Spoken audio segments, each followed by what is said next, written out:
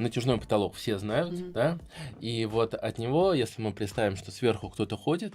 вот, у нас, соответственно, идут вот эти вот звуковые волны, шум, и получается, что то, про что сказал Ваня, они летят, отражаются от натяжного потолка, возвращаются обратно, Ну, начинается так вот такой вот резонируют. эффект барабана, как говорят в народе. У нас как раз есть решение, где мы,